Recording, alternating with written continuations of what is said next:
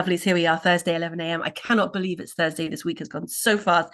That's because Bet is next week. We are so excited about being partners at Bet and meeting everybody in the London XL building and partnering with them to make sure that tutors get a seat at the table, every table. We want tutors to be part of the conversation in education and also leading the way in making education more fit for purpose, more personalised, more gentle for the children and the adults, because we count too. Thursdays at 11 are our QT conversations. We are not talking about Daniel Kahneman's fantastic book, Thinking Fast and Slow. We are instead going to be talking about planning, because last week, Rosanna said to me in the chat, which was very useful, can we please talk about planning this week? And I remembered. So that's my win for today. Jenna, how are you feeling? So cold. Oh no. Okay, so we're all going to speak quietly to Jenna and Anita because they're both feeling slightly fragile. But Jenna, I'm really, really tough to see you in your chair. I just got Is back that right? from the doctors. Fantastic. Well done. So we're talking about planning. And Greg, for context, the way that we manage these conversations is we have some initial thoughts, and then we explore the themes that come up. There is no agenda except pushing our thinking forward, and it really, really happens. So let's go. So initial thoughts about planning. Rosanna, kick us off. Yeah, the reason that I wanted to talk about this today, and thank you for choosing this topic, is because I find it to be a bit of a double-edged sword in the sense that if I didn't come to a session with any plan at all, I think that would just really overwhelm me. And I think I'd be a bit like a rabbit caught in the headlights kind of thing. But then equally, I think some clients and possibly agencies as well, and even, well, mostly parents, I would say, they want a really comprehensive plan that you stick to. And the reason that I think it's a double-edged sword is because I just find that it really depends on the student. And sometimes my plan goes completely out the window, or even if it doesn't go completely out the window, it actually just goes slightly off topic, or I don't cover everything that I wanted to cover, and I tend to kind of overplan and stuff like that. So I just feel like I'd love to hear any insights that people might have on getting a balance between planning so that you feel like you've got some kind of structure, but not sticking to it so rigidly that you do a disservice to the student and to yourself, if that makes sense. Rosanna, you absolutely nailed it. And you summed up what's beautiful is that you summed up all the thinking from all the training and conversations that we've had so far, this sort of balancing act that we're juggling. I do think, Georgina, I'm actually coming to you next, if that's all right with you. But Rosanna, I do think it's relevant to discuss who your students are, who their parents are, and what the expectations in that relationship are, because that's really, really key here. Would you mind just giving us that as well before we move on?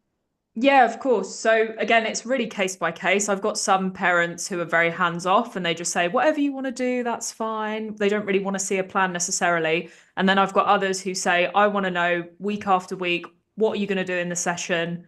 What are the aims? What's the homework they're going to get?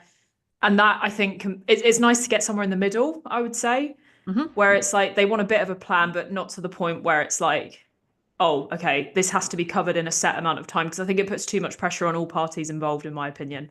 Agreed. And as we've said so many times before, the beauty of tutoring is how flexible we are able to be, how responsive to the needs of the student. And so the minute that we are following long-term plans, we are making the same mistake that schools are making. Georgina. I love this topic. I love it. I love planning. But yeah, I had the same experience. Planning anything is fun for me. Doing is less fun. But I am a big fan of like a framework for the lesson. So start with a goal for what you actually want to achieve with the student longer term. Why did they contact me in the first place? And then an idea of who that student is and what types of support they need and what things they respond well to, but not like first we're going to talk about this and then we're going to use this worksheet and then we're going to have this conversation and then I want to see you do this. But it's more in the moment. I'll say to the student, this is what I'd like us to be discussing today because I'd like to end the lesson with this achieved. How do you feel about that? And then what's happened this week at school and in your life? And a plan kind of comes out of it anyway. I've added following Q2 sessions time in there to look back at, this is what we did last week. Can you still remember that? This is what we did last month. Have you actually written this down? This is what we did 3 months ago. Can you still do that now? And then last month you said this was really hard. Is it still hard? That sort of thing is always already half the lesson. So yeah, having a big plan would ruin all of that. Yeah, absolutely right. Although what you have described to me there, so I learned in raising babies, which I've done once or twice, thankfully. I learned about the difference between plans and between schedules and routines. So a schedule tends to be tied to timings, and or as Georgina said, a worksheet, something really specific and prescriptive. Whereas a routine is something that's got flex, but still structure. And for me, a routine is a scaffold, which works really, really well for my brain. So with the babies, that scaffold was eat, activity, sleep, and you time. And yes, there are fuses going off and on in my background, but we are on personal hotspot, so well done. So routines become a thing that you can build out in your sessions. And Jenna, I'm going to come to you next. So this is our routine that I'm giving you a heads up about that, because I know that routines are how you work with your students also. It gives them a level of knowing what to expect without too much rigidity, or may I even say boredom, for both the tutor and the student, right? Because it leaves you that space to go off piste without too much chaos. Jenna, what are your thoughts? Lots. So for anyone who doesn't know, the dog has decided now is the time to make noises. I have autism and ADHD, and I am thoroughly neurospicy. And a lot of my students are also neurodivergent. And the challenge for me is, and it's kind of something that seems to resonate with a lot of other people, is that particularly that autistic side of me needs that consistency and rigidity of routine, and kind of always having the same things, always being consistent and having that baseline. But the ADHD part of me, because I also have PDA, and so sorry, just in case not everybody knows what that means. So PDA stands for pathological demand avoidance, and it's really, really badly named because it is not about avoiding demand. It's about being terrified of uncertainty and failing and disappointing yourself and everyone else and not being good enough. That was really helpful. Thank you. And it's every piece of me is fighting. I need to plan. I need to know what's happening. I need to have these routines, but I can't cope with that level of failure because I can't do those routines all the time. And what if something changes? And what if I'm not well? Or what if, right? And then the ADHD side absolutely needs novelty. I need dopamine. I need things to change and not have that level of structure so that I can be creative and productive and achieve anything whatsoever. And for so many of my students, and I find that it doesn't matter if a student is neurodivergent or not, because the younger they are, the more you find this sort of thing. But then also the more that young people have that level of rigid structure in the rest of their life, the more that they need that balance. And so for us, so I work with a lot of young people who, when I tend to start with them, they're in a place of, I like to call it, oh my God, my brain just gone blank. They're like, what, Julie, you're going to remember the word I use, not nervous learner. What is it? Anxious? No, I don't. I hate saying anxious learner because they're not anxious. They're like a reluctant learner, like reticent. Georgina put in the chat for you. Along those lines, yeah. Okay. There's a word that I keep using. I know you'll remember it in the middle of the night. You can ping me. Absolutely. And I find that because these young people, by the time I'm working with them, are often no longer able to attend school because of whether it's emotional based school avoidance or because of the level of need or other trauma in their life, or they're just not able to get an appropriate school place, or they've just come out of inpatient or whatever, that there's also this level of gentleness that's needed, or that they're a young person who, like, I regularly work with these young people who are either in boarding school or really, really academic, top private schools and that sort of thing. And if you have that level of rigidity in your sessions, you're not going to achieve anything. They are just dead. You're going to break them.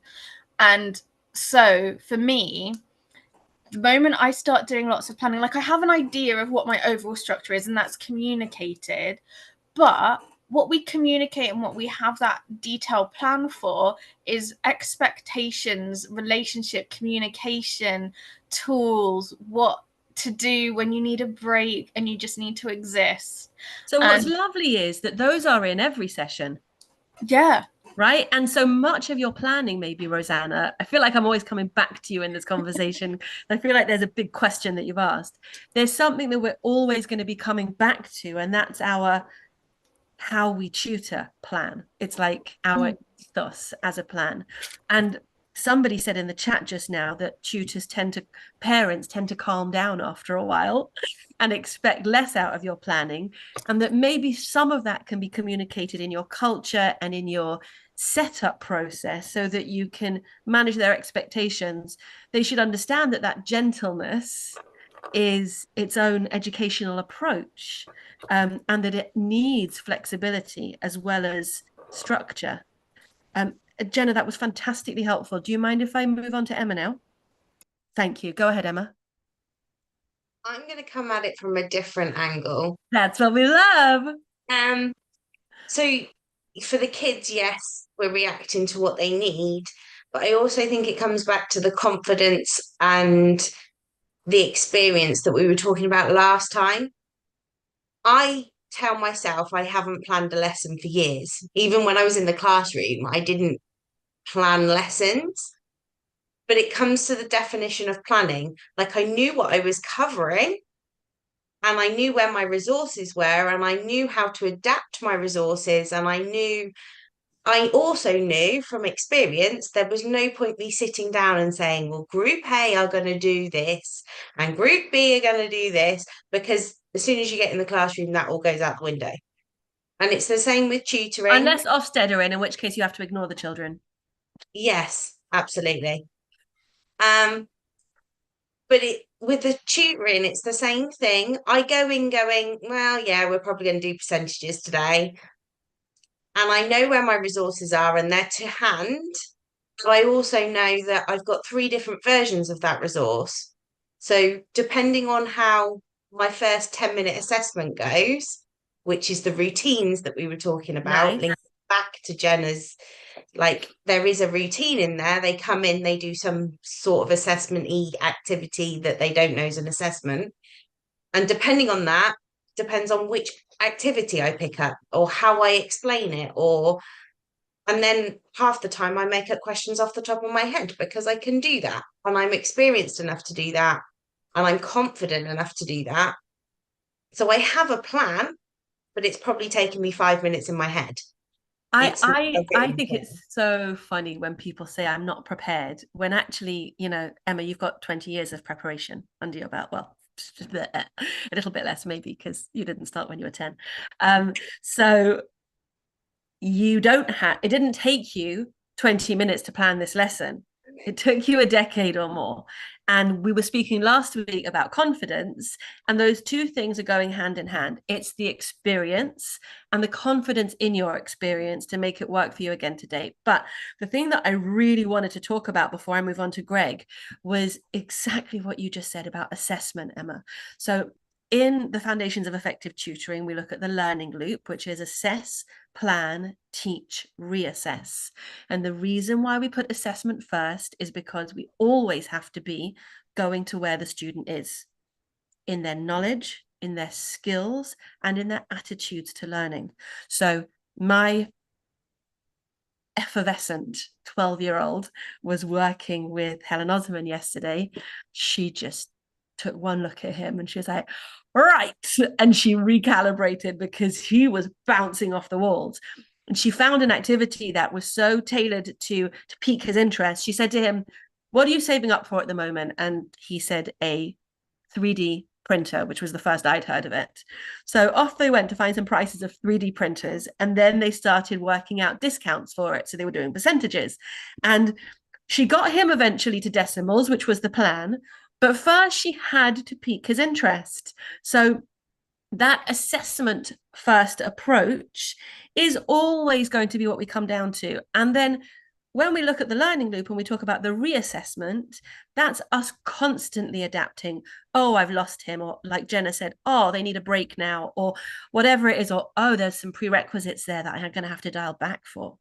Greg, what are your thoughts? And it's useful because we're going from maths to maths in this one. Go on.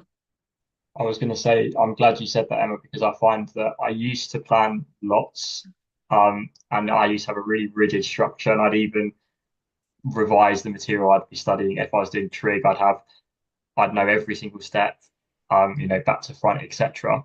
But I found that as I've continued to tutor, I've been tutoring for 4 or 5 years now, not as experienced as you, but I found that I feel more prepared, and as a result, there's less planning in inverted commas that goes on, but I do still feel comfortable.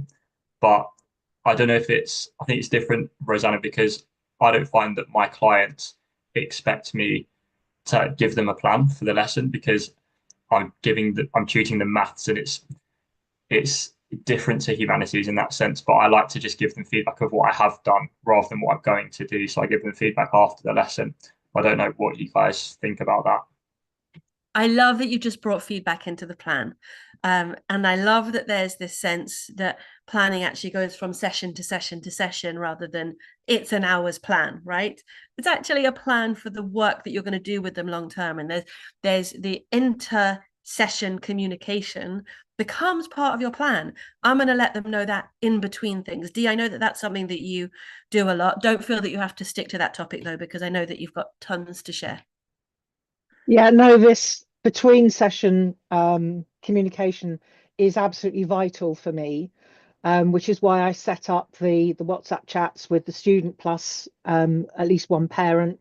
Getting them to communicate with me is the challenge.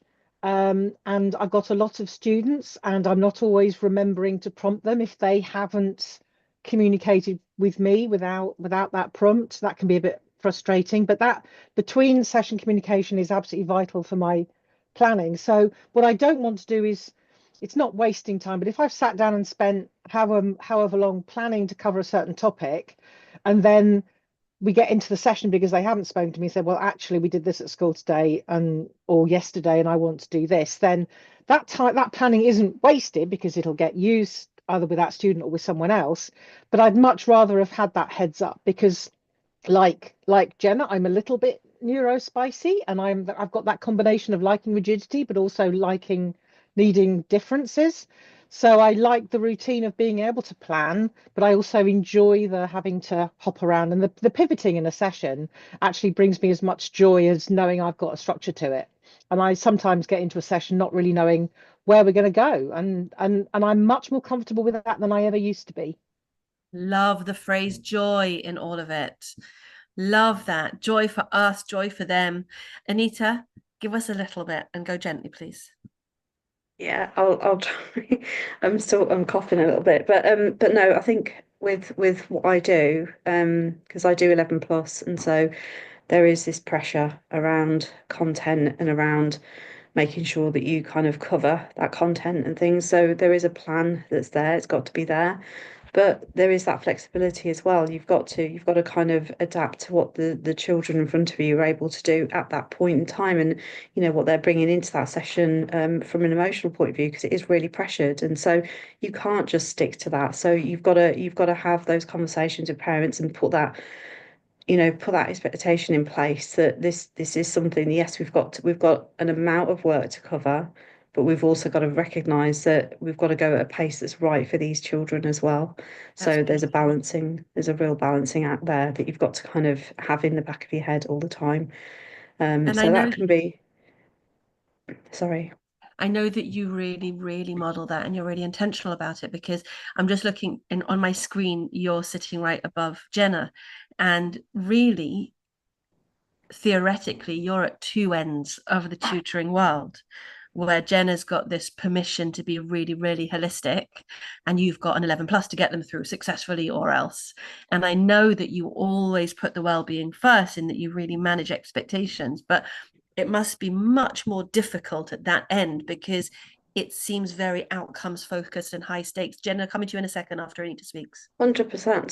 So I think I think over time, one of the first conversations in the first conversation I have with people is, you know, does your child want to put themselves through this? Really, is this something that is coming from you, or is this something coming from your child? And how aware are you of the fact that this is so highly intense, and sometimes we might not be able to achieve what we've set out to achieve because your child just isn't, isn't able to manage it, or just isn't that in that headspace at that point. So I think it's just having those initial conversations and being upfront with people about what this entails for the child, not for the parent, because it isn't the parent that's doing the work. And so they've got to kind of put their expectations, they're paying for it, and they might be driving their child to a lesson, but they're not doing the work. So they've got to kind of put their own expectations to one side. Yeah. So yeah. There's so much there, isn't there? There's so much culture. And I think it's really, really useful that we keep bringing the parents back into it, because as Emma said, it's sort of the equivalent of the way that we interact with schools as teachers, where there are these expectations, and we are always this buffer zone. Well, we want to be this buffer zone that makes sure that everything that happens is child-centered. And that takes a heck of a lot of confidence from us. And I hope, and Rosanna, I'm coming back to you in a second for this, I hope that that's what these conversations are going to give us, because nobody has said, oh yeah, I plan like this and this is what it looks like. I mean, I had half a mind to ask you to share screen and show me your planning, but I knew that you'd all throw something at me, and that's great. So great. Jenna, go. See, one thing I find interesting sometimes about the way that, for example, you've talked about what my approach today is, that I still teach for exams. I get children through the 11 plus, through their GCSEs, through their A levels. I have students who sit their scholarship exams to private schools. I and do the 13 plus and all of that. And my approach for all of these children is still that holistic. Even I do have a very strict cutoff at what point before an exam I will take a student on for an exam, but I still do it. And I still have a lot of young people who are, extremely academic. And I find it fascinating that it's so easy to slip into this. Either it's holistic or it's academic and outcomes driven, and it can be both. It should be both.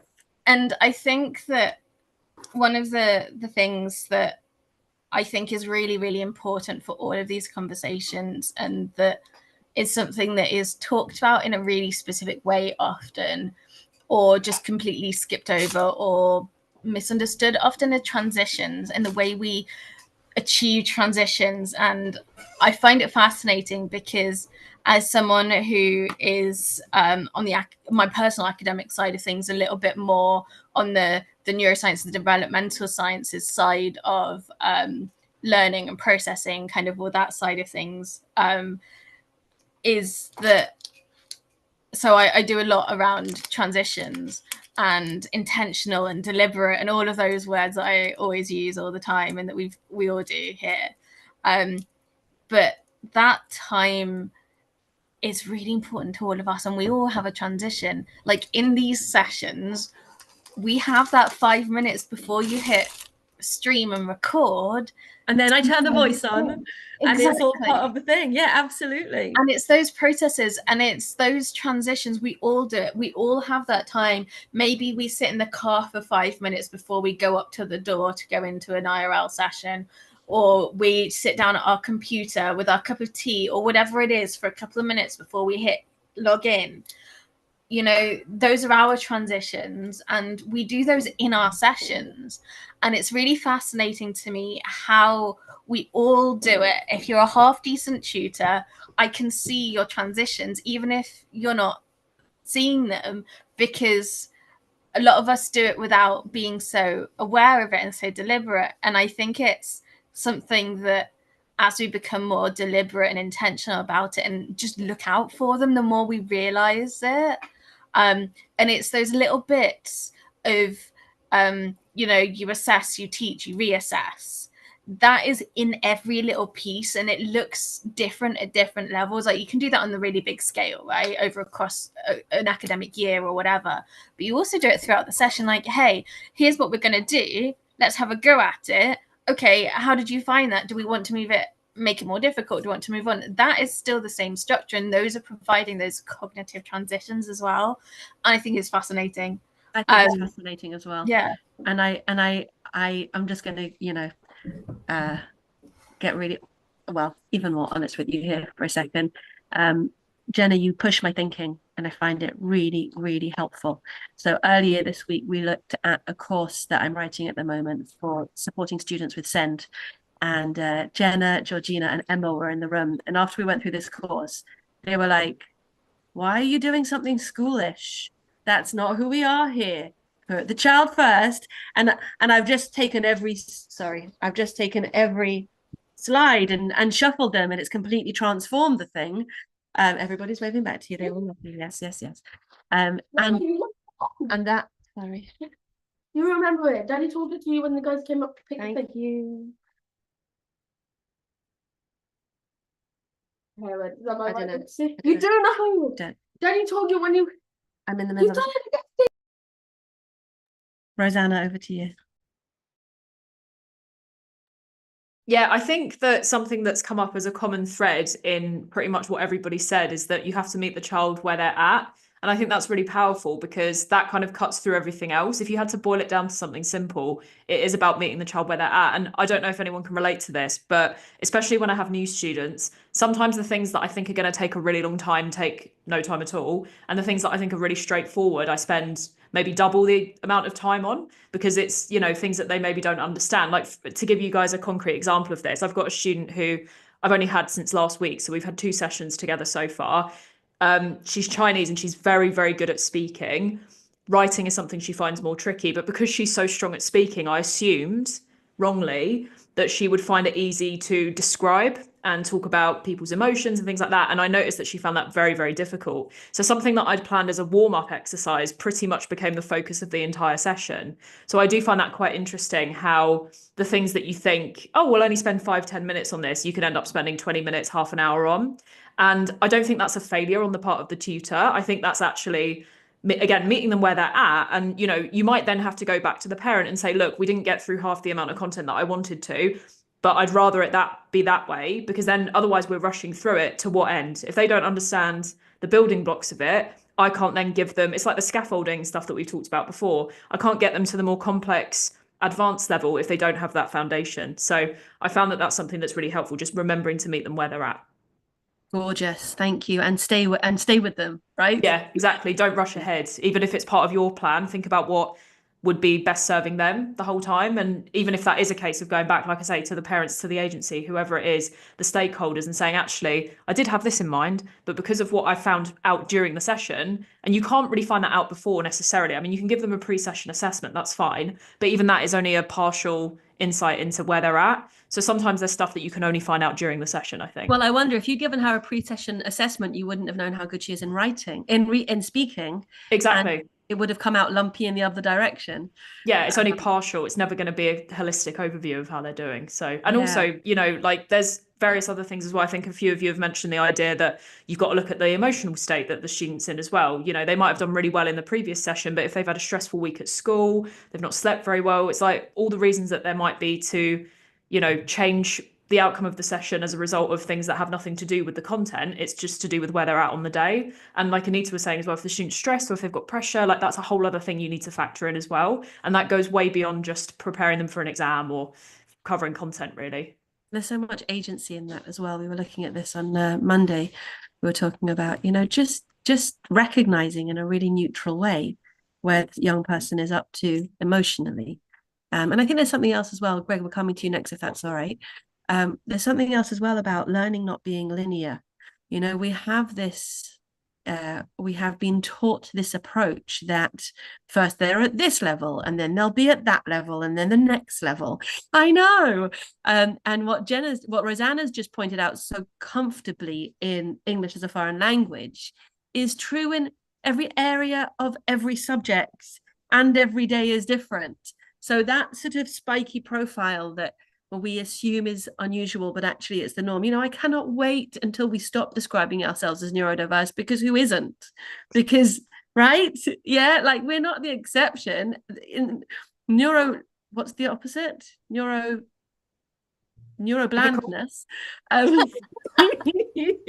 is its own neurospice. Greg, what are your thoughts? Yeah, I couldn't agree more. And Jenny, you mentioning something about transitions, but I've never really come across that term before. So I was wondering if you could say a little bit more about it. Nicely done, Greg. Go for it. Absolutely. And that's kind of my point. So transitions are this idea that you need time to acclimatize. Everyone needs it, right? So to go from running around playing football, a really massive game of football with loads going on left, right, and center, to straight into a classroom and sit down, bums in seats, write an essay.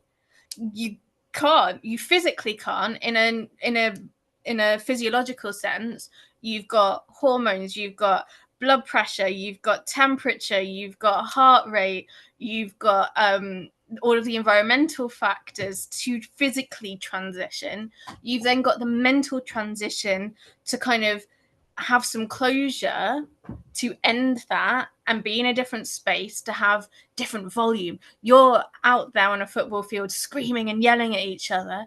Not going to do that in a classroom. For like a stereotypical example. And you need that time to kind of just breathe for a second to get used to an idea of what you're going to do next. And I went into a kitchen showroom yesterday, and she wanted to show me what she designed for me. But I just had a half-hour journey when I'd had 16 other phone calls to deal with on the way, including those about my own children, which is complicated. She didn't offer me a drink. She didn't make me comfortable. And I was really cranky in the whole meeting. And I thought to myself afterwards, that is not how I show up for people. But she just didn't have the skill to help me land in her space. Yeah. And that's why those first few minutes with a student, regardless of how long you've been working with them, are absolutely vital to give them time to make that transition and for you to work out where they're at. Exactly. And to have, for me, it doesn't matter whether I'm working with people who are neurotypical or neurodivergent or anywhere in between, whether it's adults or children or little children or teenagers. It doesn't matter to me whether I'm working with colleagues. I'm always going to offer that transition, and it's always going to be consistent. So for most of my lessons, for example, I tend to have children for a longer period of time. I don't just do hour-long sessions. I tend to do a full day or a half day. It's usually a minimum of 2 hours that I'm with a young person. And that's not always intentional. That's often just how it's funded. But we always have 20 minutes. And I have found that even with an hour-long lesson, for so many young people, it ends up always being 20 minutes. You need a few minutes to just say hello, to exist in the same space. You need a little bit of time to kind of just pleasantries, even for like someone who is the same type of autistic as I am, and I forget about like normal pleasantries a lot. I have to have a script. And for young people who also do that, we tend to skip over pleasantries, but we still have the exact same format to communication. And that's something that's often misunderstood about autism specifically, and like small talk. But we still have that time. And for me, like, for example, right now, I've just come in from a hospital appointment and it was very overwhelming. So I've come in and I need to doodle. So I've got these new acrylic paint pens, and they're very cool. So I'm sat here thinking and doodling at the same time, because I know that if I don't do that, I'm not going to be able to participate in this, let alone do anything else today. And it's about having that like set communication. So we have like rating scales that kids know what to expect from it, and they are pure chaos. It is things like, what flavor of toast are you, or is your day, or is life right now? Pick a vegetable. And we don't psychoanalyze it or anything like that unless a young person wants to. For some young people and some adults, that is a terrifying rating scale, and they hate it. I'm always surprised about the people who love it, because I was someone who hates it personally. But I love hearing it from other people. So we'll do like a number scale or whatever it is, or we'll define stuff. And we have like a game or something that they know that we always come into. Usually it tends to be an art, like a doodle or something.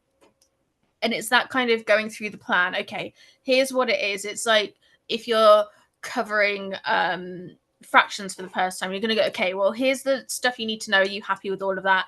Here's what we're going to do. And then give them time to kind of just think about it.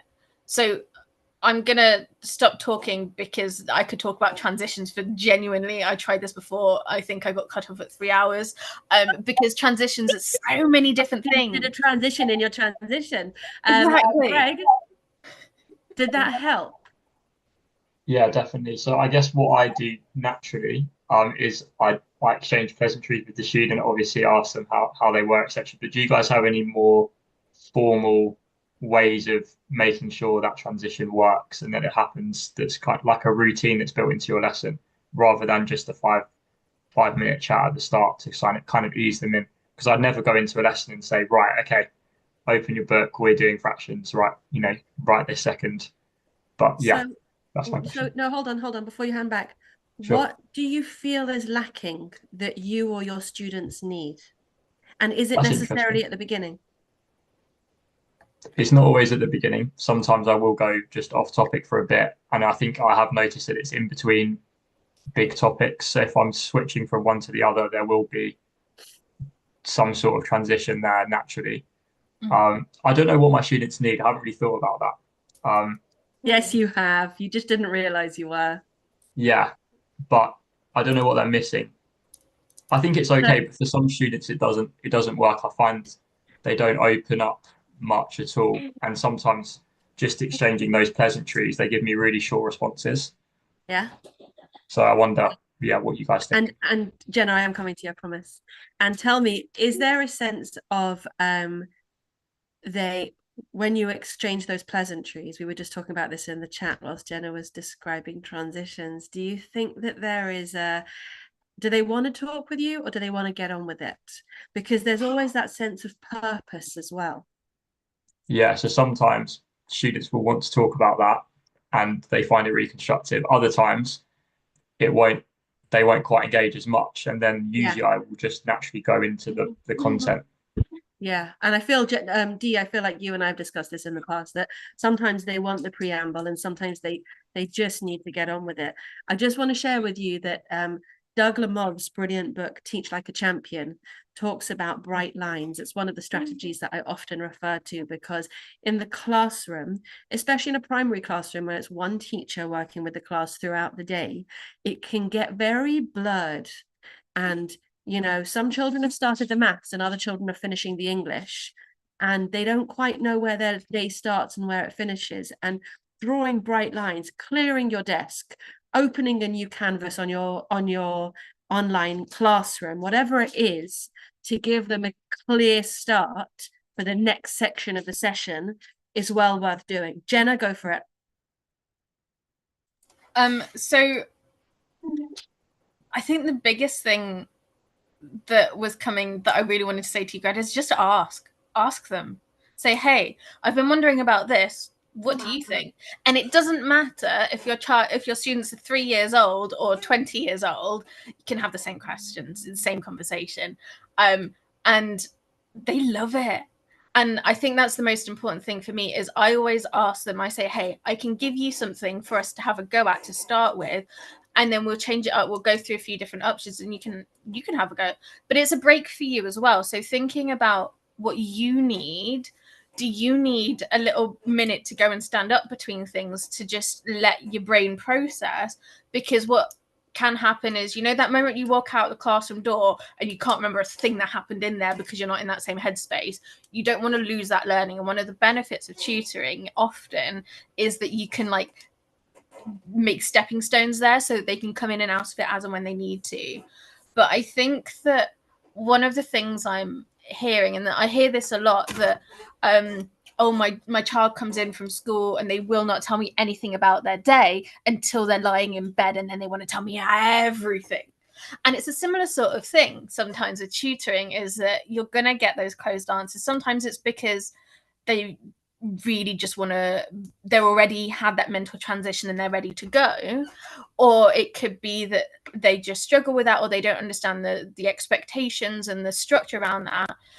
But where something we use in like more therapeutic approaches is to always have a focus. So your focus could be putting the date and titles, to go through and update your planner, to pull out all your homework, to get set up, to do a little bit of art. And it's, so for example, for my science lessons at the moment, we always start with, I've got these printout color pages of different science themed things. So I've got a whole pack of stylized artified cell art. It's great, and they color it in, and it's part of, like, we literally put a timer on for 5 minutes. And if they're in a place where they want to chat, you do it while you're doing that. And the focus then, it's like going into therapy and you're being stared at and like analyzed. That's a horrible feeling sometimes. So it's taking that focus away and having something structured to do where it feels like you're being productive, especially if you've only got an hour with them. Having that little bit of overlapping stuff. Yeah, and you often see that in the classroom, don't you? You'll see teachers having, like, we used to do brain gym. That was one of the things that popped up in our lives for a bit. So whatever it is that yeah. Emma, I wanted to call on you because I want to hear a little bit about planning backwards from, you know, from the outcomes. Child is given to you and somebody tells you that they need to pass GCSE maths, and then you have to work backwards, and then you discover whatever you discover along the way. And tell us. I probably do plan backwards without realizing it. I tend to start with giving them some sort of mixed assessment and start with, I just want to see how you do maths to start with, and work from their gaps and then work towards the GCSE. But in doing that, I'm working backwards from what I know is in the GCSE. So I know from my experience what comes up regularly. I know what students generally struggle with, and they're the topics I start with, because 9 times out of 10, they're all going to struggle with error intervals. They're all going to struggle with factorizing quadratics. Like, those things come up time and time again. So I am working backwards from my knowledge and working forwards from the gaps and meeting somewhere in the middle. Honestly, I don't know if this is clear to you. It comes across with such a sense of trust and safety. The way that you describe it really does. It really, really does. And it's really powerful. And it's so interesting to me what you just described, that, like, I think I probably do plan backwards and I hadn't even noticed. Yeah. It's really interesting how knowing the whole landscape of maths and understanding learners comes together in this way. And I think that's why I struggle with the word planning, because Yeah, a lot of it I do automatically. Like, I don't actively think about stuff, but I am thinking about it. It's I just have a difficult happening. question. Does it get boring? No. Are you sure? If you're teaching, we don't have any people who are Claire Wilshire. Claire, come back. I have a question for you. If you're teaching year 8 biology in school every year, it gets boring. Am I right, The kids Claire? are different. The kids are different and we do like them, but it gets boring. See, I like Claire? maths. Come on. Disagree. I dare you. Claire, go on. What Coming back to the same subject. Yeah, because on the one hand, we're saying if you know your subject so well, you don't have to plan. And that makes us really strong and able to tailor the learning to the children. But I just wanted to challenge you and ask you, if you know the subject so well that you don't have to plan, I like doing it in different ways.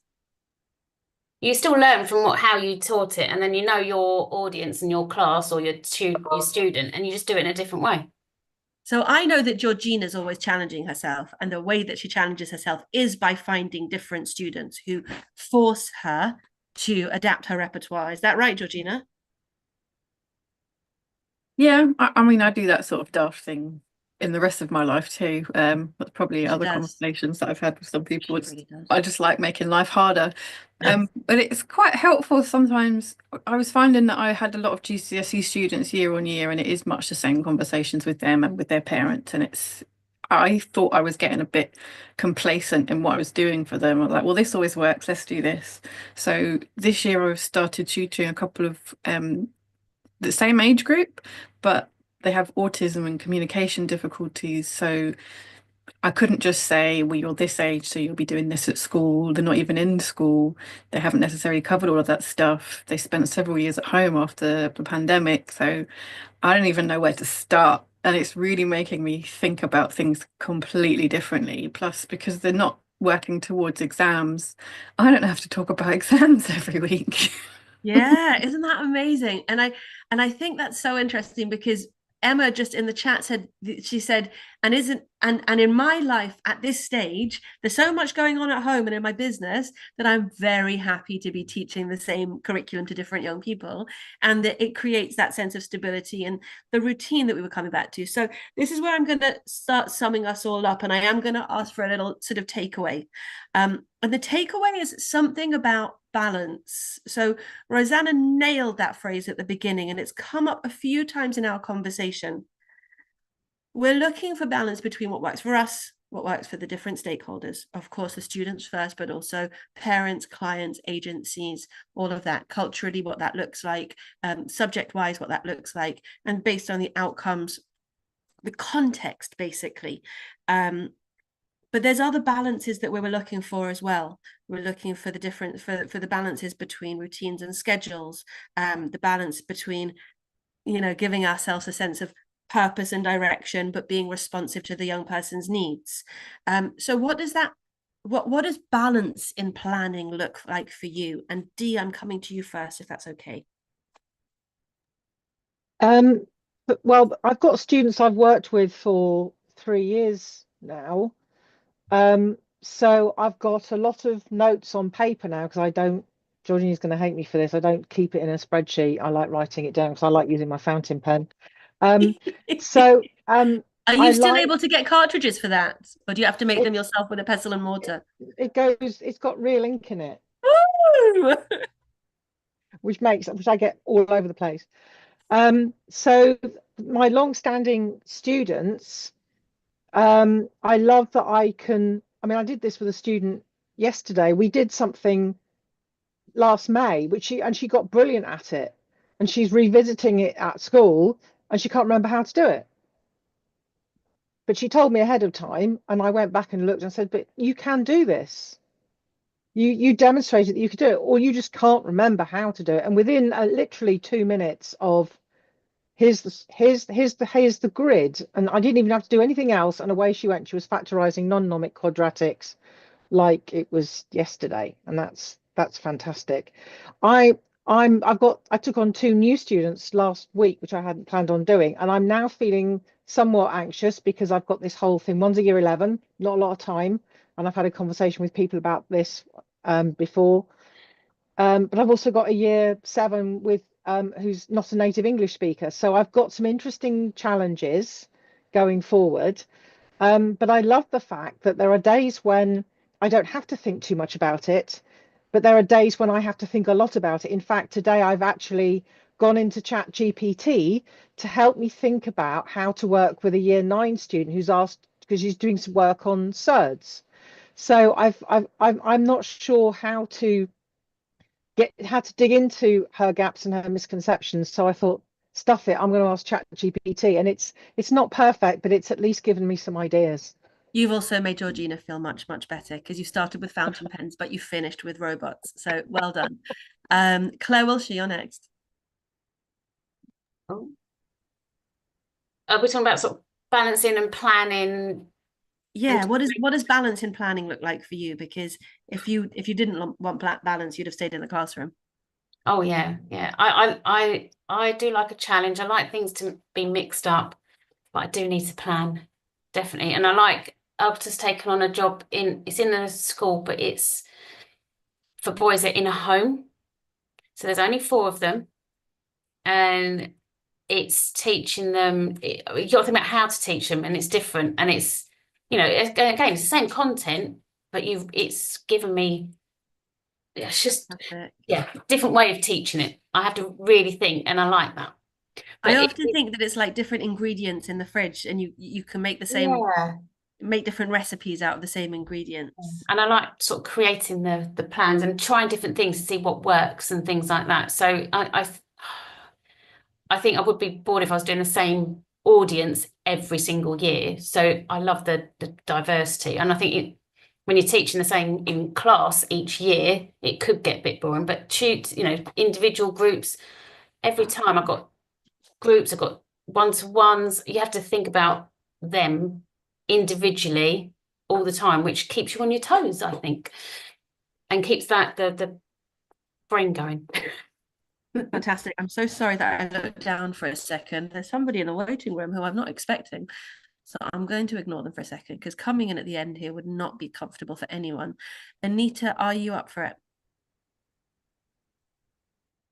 Yeah, I think balance for me, because I am teaching the same content year in, year out. I think it's rewriting things. So I'm writing a new course for year 3 students. That's really exciting. And it's the fact that you can take it where you want to take it, and you can trial and test things. And so if things aren't necessarily, I know for my year 5 course, I might go a little bit too deep in certain parts for them, and don't necessarily need to do that. So balance is I think it's just always questioning what you're doing. And yes, you might be teaching the same content or the same groups, but you never do it in the same way. I'm never taught in the same way. I think you're always wondering like what really like wasn't great. What I think you're right, Julie, when you said about things being boring. They can get boring if you're repeating things all the time in the same way all the time. So I think for your own sanity, you've got to kind of change it up every now and again, haven't you? So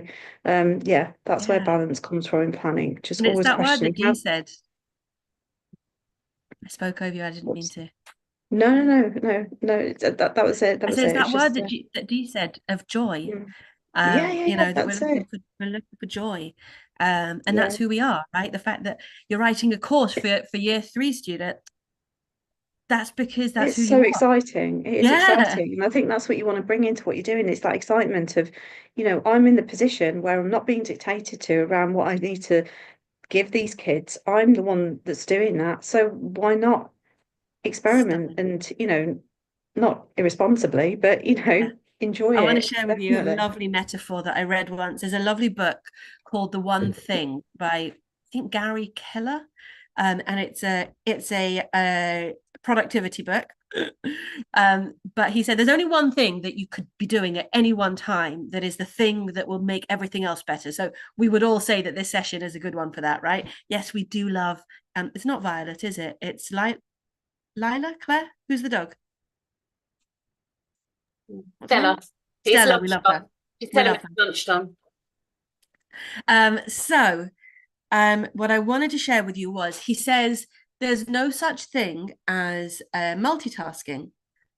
It's more like a ballet dancer on point, where they're constantly adapting their balance like this. And what Anita described about that sort of reflective practice is, to me, like that ballet dancer on point, that you're constantly working out how to keep that optimal balance. And that's where our brains stay. They stay at this. Yeah. Do you know what I mean? And it's not static. And that there's something, I feel like we've come to a description of planning that feels very dynamic to me, Rosanna.